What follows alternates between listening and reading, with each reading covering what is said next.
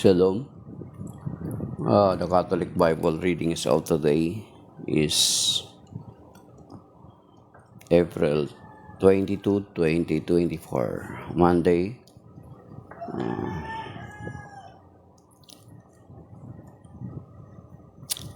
The first reading is taken from the Acts of the Apostles, chapter 11, verses 1 to 18.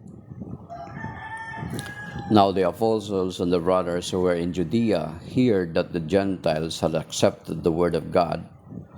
So when Peter went up to Jerusalem, the circumcised believers confronted him, saying, "You entered the house of uncircumcised people and ate with them." Peter began and explained it to them step by step, saying, "I was at prayer in the city of Joppa when in a trance I had a vision, something resembling a large sheet coming down, lured from the sky by its four corners, and it came to me. Looking intently into it, I observed and saw the four-legged animal of the earth, the wild beasts and reptiles, and the birds of the sky. I also heard a voice say to me, 'Get up, Peter, slaughter and eat.' But I said, 'Certainly not, sir, because nothing profane or unclean has ever entered my mouth.' But a second time a voice from heaven answered, 'What God has made clean, you are not to call profane.' This happened 3 times, and then everything was thrown up again into the sky. Just then the three men appeared at the house where we were,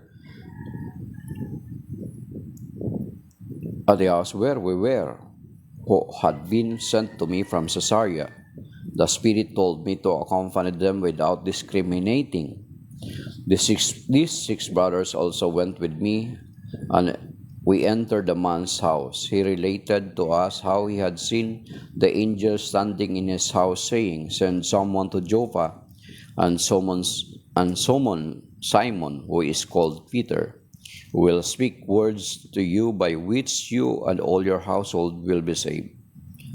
And I began to speak. The Holy Spirit fell upon them, as it had upon us at the beginning. And I remember the word of the Lord, how he had said, 'John baptized with water, but you will be baptized with the Holy Spirit.' If then God gave them the same gift he gave to us when we came to believe in the Lord Jesus Christ, who was I to be able to hinder God?" When they heard this, they stopped objecting and glorified God, saying, "God has then granted life-giving repentance to the Gentiles too." The word of the Lord. Thanks be to God.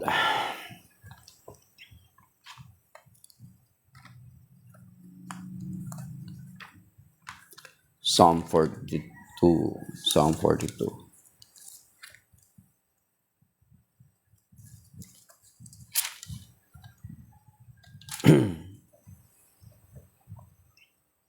As the deer longs for streams of water, so my soul longs for you, O God. My being thirsts for God, the living God. When can I go and see the face of God? My tears have been my food day and night, as they ask daily, "Where is your God?" Those times I recall as I pour out my soul, when I went in procession with the crowd. I went with them to the house of God amid loud cries of thanksgiving, with the multitude keeping festival. Why are you downcast, my soul? Why are you groaned with me? Wait for God, whom I shall praise again, my Savior and my God. My soul is downcast within me. Therefore I will remember you from the land of the Jordan and Hermon, from the land of Mount Mizar. Here deep calls to deep in the roar of your torrents. All your waves and breakers sweep over me. At dawn may the Lord bestow faithful love, that I may sing praise through the night. Praise to the God of my life. Okay, the psalm. Hallelujah, hallelujah, gospel antiphon. John chapter 10, verse 14. Hallelujah, hallelujah.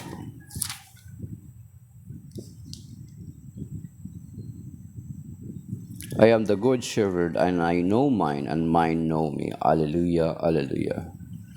The Gospel of the Lord according to St. John chapter 10, verses 1 to 10. Glory to you, Lord. The Good Shepherd. Amen, amen. I say to you, whoever does not enter a sheepfold through the gate, but climbs or over elsewhere, is a thief and a robber. But whoever is entered through the gate is a shepherd. Whoever enters through the gate is the shepherds of the sheep. The gatekeeper often eats for him, and the sheep hear his voice, as he calls his own sheep by name and leads them out. When he has driven out all his own, he walks ahead of them, and the sheep follow him because they recognize his voice. But they will not follow a stranger. They will run away from him because they do not recognize the voice of strangers. Although Jesus used this figure of speech, they did not realize what he was trying to tell them. So Jesus said again, Amen, amen, I say to you, I am the gate for the sheep. All who came before me are thieves and robbers, but the sheep did not listen to them. I am the gate. Whoever enters in through me will be saved, and will come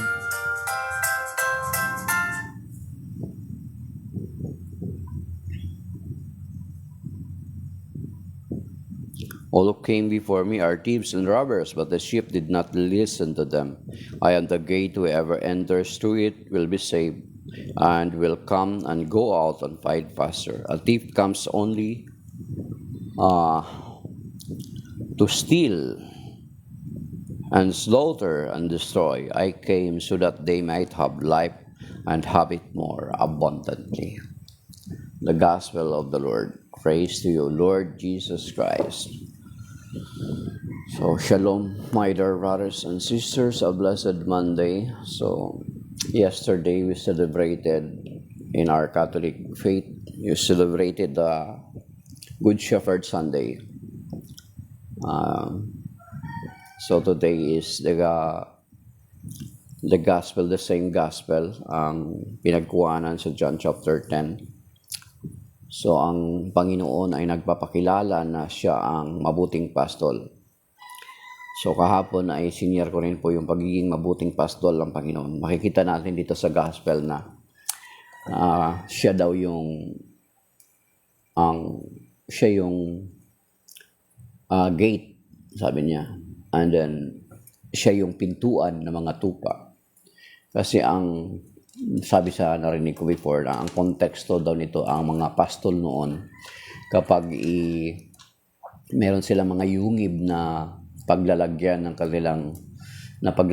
kanilang mga tupa, ang pastol ay doon nakaharang sa pinaka pinto para kung merong may mga attackers ay siya mismo yung madaraanan.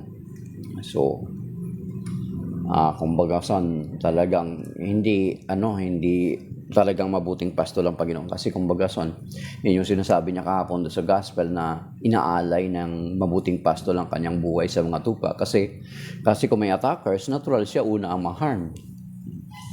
Hindi niya ginagawang siya yung shield doon sa kanyang mga tupa. Kumbaga son hindi niya pinapangharang yung kanyang mga tupa para mas safe siya doon sa mga attackers. So, di ba, merong ganun. So ibig sabihin, ang Panginoon ang siya yung kung tupa tayo ng Panginoon ay ipagtatanggol tayo ng Panginoon.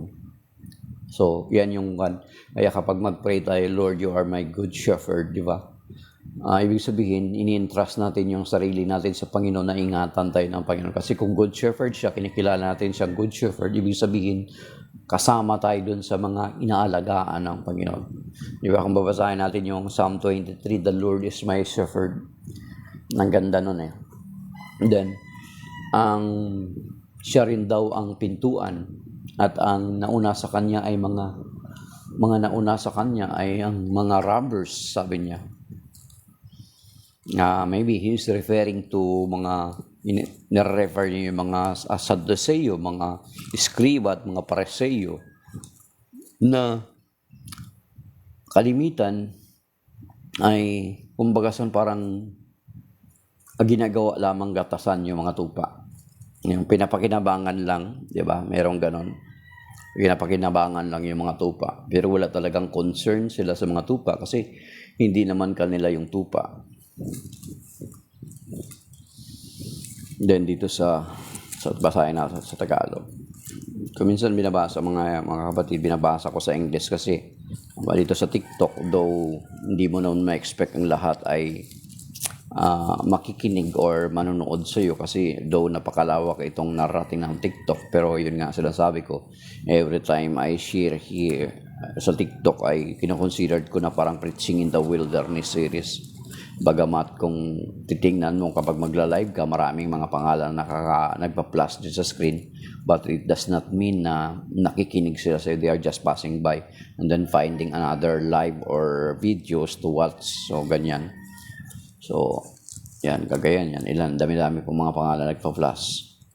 Then, mamaya, makikita mo kung ilan yung views. Then, ang likes, hindi mo naman, kasi ang bawat likes minsan is isa ka tao nagpa-flood like, so hindi mo naman ma-determine na yan yung mga tao na nanonood. So dito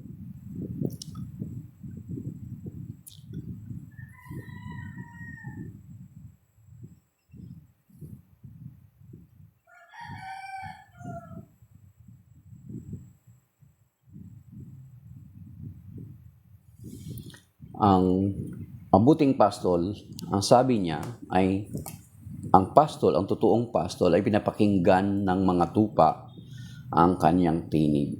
So kung kabilang tayo sa kawan ng Panginoon, kung tayo ay mga tupa, we're supposed to listen to the word of God. We listen to the voice of Jesus. Ngayon kahapon yun yung sinasabi ko sa inyo, gusto kong balikan na ang sabi pa dun sa verse 16 na kasama sa reading kahapon na meron lamang siyang isang kawan at isang pastol. Sabi niya, meron ako iba pang mga tupa na wala sa kulungang ito na kinakailangan ko rin silang alagaan upang at pakinggan nila ang aking tinig. Sabi niya, upang maging isa ang kawan at isa ang pastol. So, makita natin na ang Panginoon ang mabuting pastol, katulad ng sinabi ko kahapon, at iisa lang yung kanyang kawan. At ang tinutukoy niya, meron pa siyang ibang mga tupa na nawala sa kulungang yaon, nawala pa sa kawang yaon, is yung tinutukoy niya ng mga Gentiles na tayo yun, kasama tayo doon, that soon to believe in Him, na ang desire ng Panginoon ay maging isa lamang ang kawan at maging isa ang pastol. And then makita natin, kung babasahin natin yung buong Biblia, makikita natin na truly the Lord is a good shepherd. Kasi nung namatay siya, muling siyang nabuhay, aakyat na sa langit, ay makita natin na muli niyang kumbaga parang nireconfirm niya si Saint Peter, diba? Na makikita natin doon sa John chapter 21 verses 15 to 19 na noong tinanong niya si San Pedro kung mahal niya ba ang Panginoon ng 3 beses, di ba? So, ang sabi ng Panginoon, pakainin mo ang aking mga tupa, alagaan mo ang aking mga tupa. Makikita natin doon sa John chapter 15 verse 21 verses 15 to 19. Na ibig sabihin na talagang good shepherd ang Panginoon Jesucristo. Kaya bago siya alis, bago siya akyat sa Ama, ay pinagkatiwala niya kay San Pedro ang kanyang kawan. Na dapat kay San Pedro, kasi ang Panginoon ay good shepherd, kung ano yung ginawa ng Panginoong Jesucristo, dapat yun ang magiging pattern na gagawin din ni San Pedro, na pangalagaan niyang kawan. Siya yung magiging protector ng kawan. So isa lang ang kawan, mga kapatid, ng Panginoon, hindi marami. Kaya yung verse 16, John chapter 10, verse 16, hindi pwede i-appropriate yun ng ibang sekta at ang kinin na para sa kanila yun. Kasi ang sabi ng Panginoon, I have other sheep outside of this sheepfold that I need also to care for them and they will listen to my voice so that there will be one flock and one shepherd. Hindi niya sinabi na there will be another flock and another shepherd. Wala, hindi niya sinabing ganun.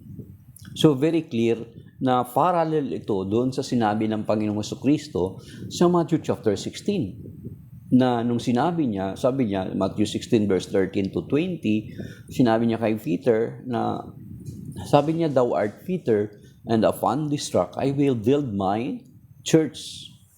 Singular ang term niya na sinabi. Hindi niya sinabi, I will build my churches. Then makikita natin, the same with doon pa rin niya sa John chapter 10 ito. Then sa John chapter 17, makikita natin doon sa kanyang prayer, na pinagdasal niya ang kanyang mga alagad, na magkaisa ang kanyang mga alagad.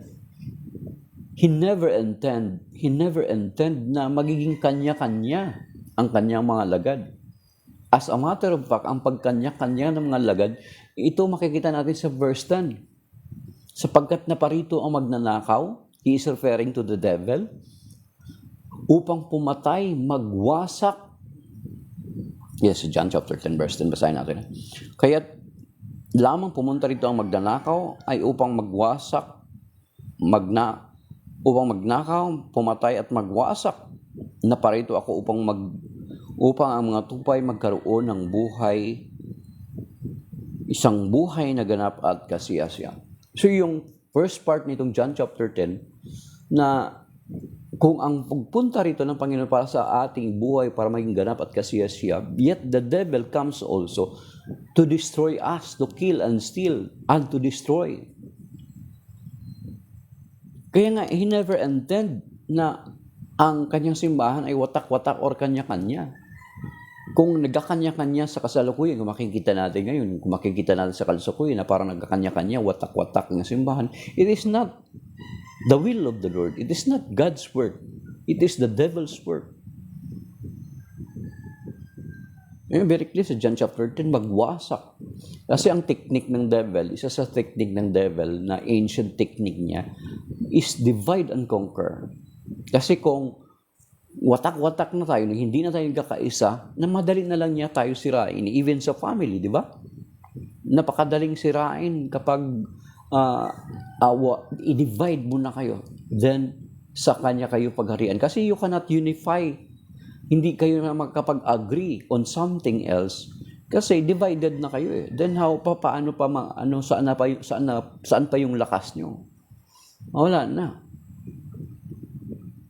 So siguro sa akin, lesson sa akin today, para sa akin or maybe sa inyo, kung sa inyong lesson ng Panginoon sa gospel ngayon is, He is our good shepherd. So kung good shepherd siya, kamasama tayo sa ingatan ng Panginoon.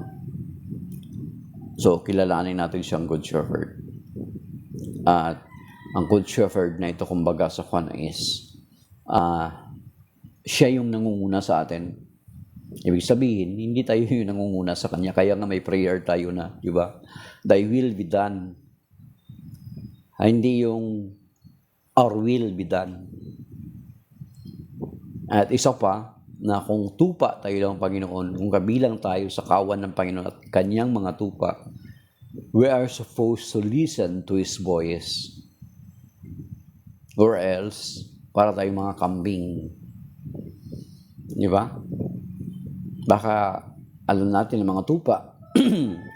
Lalo na sa atin, wala sa atin kasi dito eh.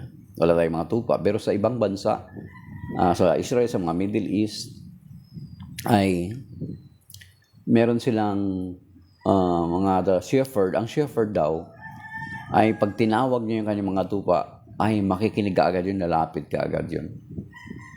Pero kapag gaya-gayahin ng ibang tao yung boses ng pastol, ay hindi makikinig yung tupa.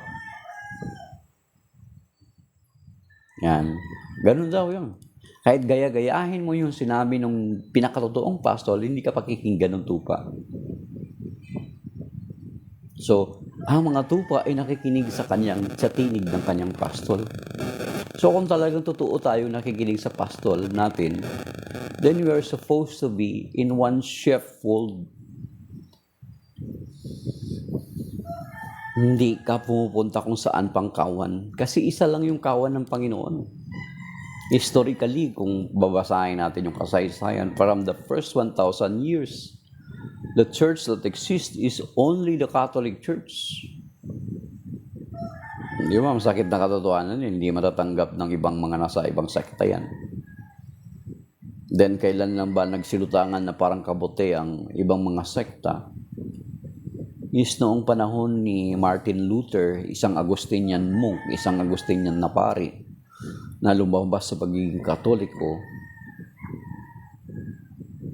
Nasabi nga, nung lumabas siya ay sinama niya yung isang madre at of course, natural bit-bit niya yung Biblia ng Katoliko. Then later, kinwestiyon niya yung canon ng Catholic Church Bible. Then makikita natin, di ba later, makikita natin na ang Bible natin is nananatiling 73 books while the Protestant Bible ay naging 66 na lang. Di ba? So, makikita natin na yun yung sinasabi ng Panginoon, isa ang kawan at isang pastor. Ay, ibig sabihin na natupad yan sa Catholic Church. Hindi sa mga kapatid nating mga Protestante. So, di ba? Naparito ang magnanakaw upang magwasak. Tingnan mo ngayon sa ibang bansa because of this disunity in the church. Sa ibang bansa, may mga Protestant churches na okay na sa kanila yung same-sex. Merong mga okay na sa kanila yung divorce. Walang problema sa kanila yung mga contraceptives. See? So we cannot unify on something else na hindi na tayo makapag-unify. So nawi-weaken na yung power ng unity natin. Kasi pinapasok na ng demonyo, sinisira niya na, winawasak niya na para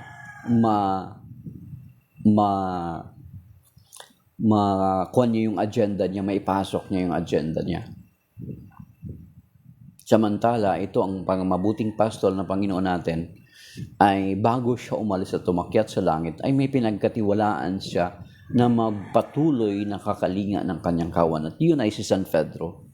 And since si Saint Peter ay pinagkatiwalaan lamang ng mabuting pastol na kakalinga sa kanyang kawan, so therefore, after him, hindi pwede na kapag mawala din siya, hindi niya pwede na pabayaan na lang yung kawan.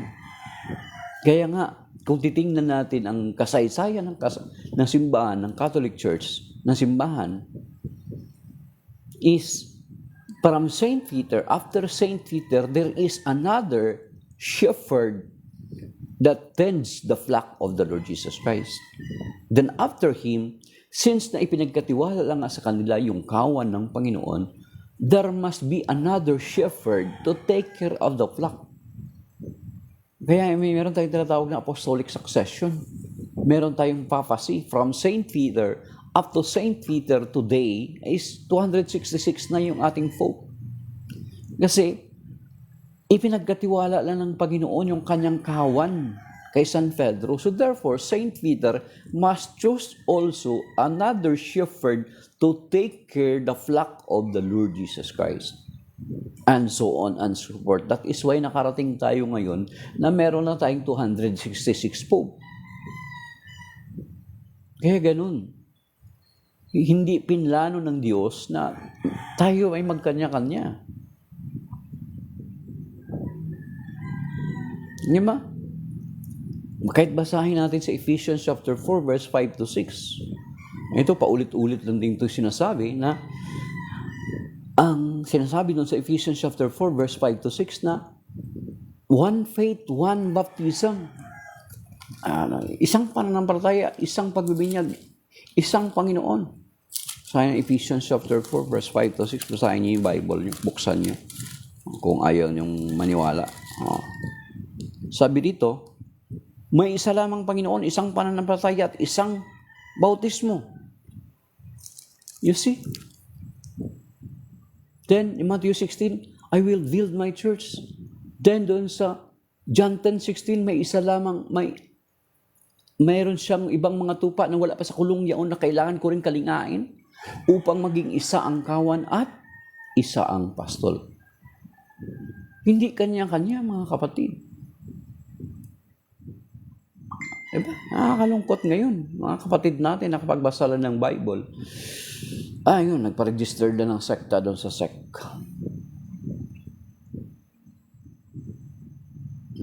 Diba? Ganun nangyayari. So, yun yung reality na masakit at ayaw tanggapin ng ating ibang mga kapatid. Tapos, ngayon pa may bagong issue na kinwestiyon nila si Father Darwin kasi sinabi ni Father Darwin na the feeler and the bulwark of the truth is the church. Samantala, sila yung mga tao na Bible alone. Bible alone, faith alone. Sila yung mga ganon, Bible alone. Yet, hindi nila matanggap kay Father Darwin, yung sinabi ni Father Darwin Gitgano na the church is the pillar and the foundation of the truth. Kasi ang magiging kasunod na question yun is, anong church yun? Yan. Kasi magiging question, ganun yung magiging kasunod na question. Hindi nila matanggap na the church is the pillar and foundation of the truth. Hindi nila matanggap. Kasi ang magiging kasunod na question nun, then what church it is? Hindi nila matanggap. Samantala, it is very clear. Totoo naman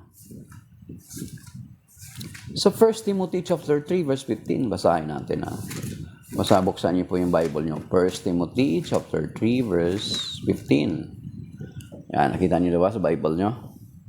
Huwag sa Bible app mas mahina magbalik tayo ng Bible kasi para masanay tayo.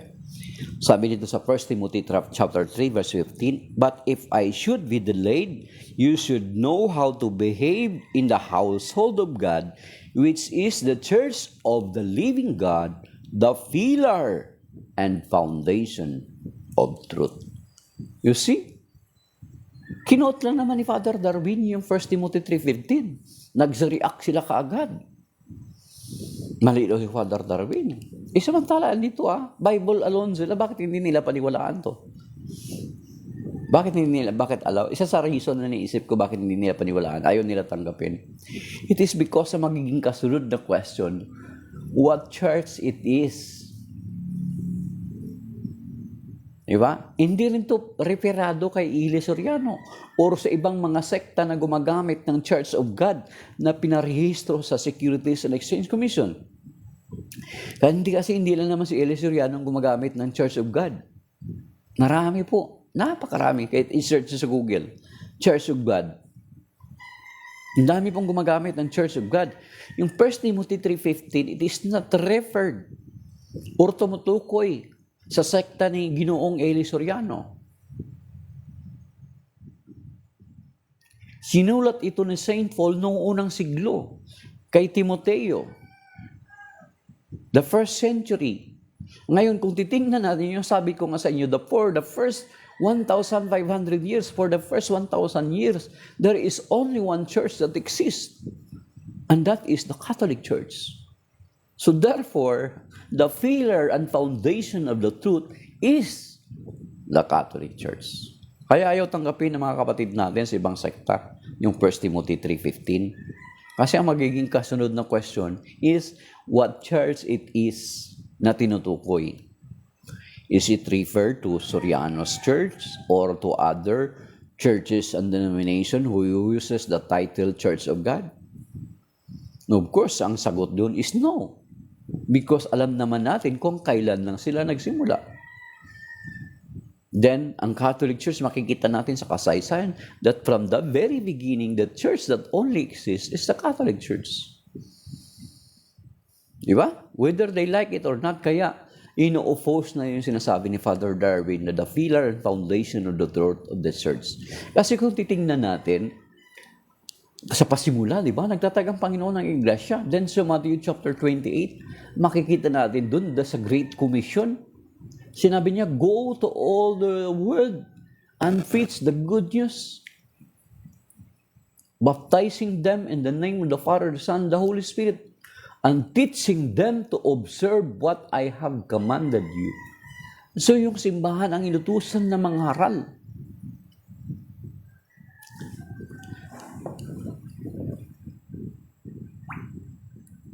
At ang Panginoong, at ang mga alagad ay nangaral nga. Then, noong nakulong si San Pablo, saka lang niya nagawa na magsulat siya sa mga community. Nagsulat siya sa mga community. Then, yung mga sulat na yun later, ay inipon ng simbahan at kinumpile at binuo bilang Biblia. So that is why the church is the pillar and foundation of the truth, kasi siya yung binigyan ng Panginoon ng authority to bind and loose. Then, nung panahon na yun, na wala na yung mga alagad, there is a need to gather all those letters na ginawa nila, lalo na kay Saint Paul. Di ba? May mga 13 writings si Saint Paul, Epistles, Romans, Galatians, Ephesians, Philippians, Titus, Philemon, kay 1 Timothy, 2 Timothy, and then Colossians. So there is a need. Yung panahon na yon, there is a need to gather all these letters. At makita naman natin na ang inutusan ay ni Pope Damaso ay si Saint Jerome para ipunin yung mga nagkalat na mga kasulatan ng mga writings. Then later ay nabuo ang Biblia noong 4th century. Nagkaroon tayo ng Biblia. But hindi kaagad yun na madali, kasi dati kapag makabuo ng Biblia, ang nagsusulat kamay ay mga Catholic monks. Inaabot sila ng ilang taon para matapos yung buong Biblia. Kasi kailan na na-invent ang printing press, di ba? Noong 15th century sa Germany. Kaya nga noon, ang Biblia, sinasabi nila na ang Katoliko daw, hindi daw gusto ipabasa ang Biblia sa mga tao kasi kinakadena ang Biblia sa simbahan. Totoo yun. Kinakadena talaga kasi biro mo, sulat kamay, pinagpaguran ng ilang taon. Then, basta-basta mo lang i-display doon. Ano yun? Para kang naglagay ng ang mahal to have a Bible during that day is napakamahal kasi ang hirap gawin. Tapos basta-basta mo lang, ballpen nga dati sa di ba, sa telephone vote, maging yung yellow book, may tali, di ba? Sa bangko, tinatalian. Bakit tinatalian? Natural, baka makalimot ka, mabit-bit mo. Nakawin. Much more yung Bible na napakamahal, napaka-expensive, ang hirap gawin, tapos basta-basta mo lang i-display.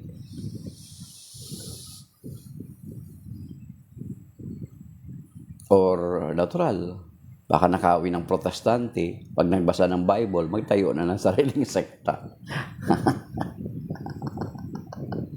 Baka ayaw ipapanakaw ng simbahan. Kasi baka mamaya manakaw ng protestante, magtayo na siya ng sariling sekta. O di ba ganyan nangyari? Nakapagbasa lang ng Bible na Tagalog at saka English, nagtayo na ng sariling sekta. Nagkulong lang sa kwarto ng 3 araw, 3 gabi. Paglabas, sugo na. Tingnan nyo. Nakapagbasa lang ng buong Bible, yun, pastor na siya. Hindi man lang nakapag-graduate ng theology. Hindi man lang nakapag-aaral ng formal. Yun, pastor na. So yun, ang Panginoon ay good shepherd. At maganda siyang prayer. Actually, magandang prayer ang good shepherd. Yung Psalm 23. Bilang pagkilala sa Panginoon na siya yung ating pastor. And then, kung totoo natin kinikilala ang Panginoon, bilang pastor ay nakikinig tayo sa kanyang tinig. At sabi niya sa Luke chapter 6 verse 46, tinatawag ninyo akong Panginoon, Panginoon, or di kaya mabuting pastor, pero hindi naman kayo nakikinig sa aking tinig. Parang ganon, di ba? Sa Luke chapter 6 verse 46. Bagamat hindi niya sinabi na, pero yun na yun eh. Sabi dito, tinatawag ninyo akong Panginoon, Panginoon. Yan ito, para to sa atin lahat. Why do you call me Lord, Lord, but not do what I command. Parang, natural si Lord yung mabuting pastol. Tinatawag niyo ako mabuting pastol, Lord, Lord, Panginoon, Panginoon, pero hindi kayo nakikinig sa aking tinig. Kasi baka kambing tayo. Then, may sinabi pa ang Panginoon sa Luke chapter 10, verse 16. Sabi niya, ang nakikinig sa inyo, whoever listens to you, listens to me, and whoever rejects you, rejects me, and whoever rejects me, rejects the one who sent me. So you see, sinabi niya to sa kanya mga alagad. Paano yun? Paano pa natin mapapakinggan yung mga alagad kasi wala na nga sila? Of course, through the Word of God. Pwede yun. But, alalahanin natin, yung mga alagad ay humirang din ng iba pang mga alagad na tagasunod sa kanila. So therefore, yung kanilang hinirang is yun yung ating pakikinggan. Wala na rin yung mga hinirang nila. Of course, naghirang din sila ng mga tagasunod nila na magpatuloy sa gawain naman. Yun yung ating pakikinggan. May interconnectivity. Kaya nga, ibig sabihin, ang makaklaim lang ng verse na yun sa Luke chapter 10, verse 16, is the Catholic Church. Kasi tayo yung may interconnection sa panahon natin ngayon, pababa, papunta kay San Pedro, sa panahon ng unang mga alagad ng Panginoong Kristo. Wala nang iba. Kaya nga, tama yung 1 Timothy 3:15 na sinabi ni Father Erwin, that the pillar and foundation of the truth is the church. And then the second question, and what church is that? No other else, the Catholic Church, because for the first 1,000 years, there is only one church that exists. Ang Protestantism, 16th century lang nag-start. Kaya tanungin nyo pa si Google, tanungin mo kung sino yung mga founders sa mga churches na nagkalat ngayon. Diba? So, maybe that is by now, mga kapatid. Alas 6:01 na po. So, thank you sa pagsubaybay. Thank you sa mga nag-likes at saka mga kahit dumaan man lang. Pero si Lord nang bahala sa inyo, sa atin. Sabi ako kahit ilan lang yung nanonood, ngayon meron naka-plus dyan. Pero sinasabi ng banal na kasulatan, sabi niya, first sa 2 Timothy chapter 4 verse 3-4, preach the good news in season and out of season. Sabi daw sa 2 Timothy chapter 4, sabi dito.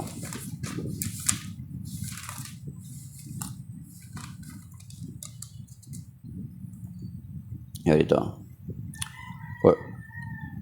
2 Timothy chapter 4 verse 2 and 3 pala. Proclaim the word, be persistent, whether it is convenient or inconvenient. Convince, reprimand, encourage through all patience and teachings. For the time will come when people will not tolerate sound doctrine, but following their own desires and insatiable curiosity.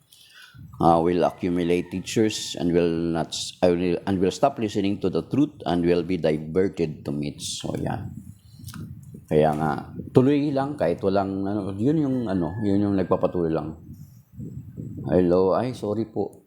Good. Si Chris Jess. Hindi po ako pare. Like ko lang din po ako, brother. Like ko lang din po ako naglilingkod sa simbahan.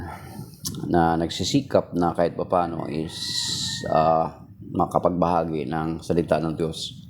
At kung sakaling may mga pagkukulang man ako, yung tinatawag na I invoke the word Ecclesia Supply.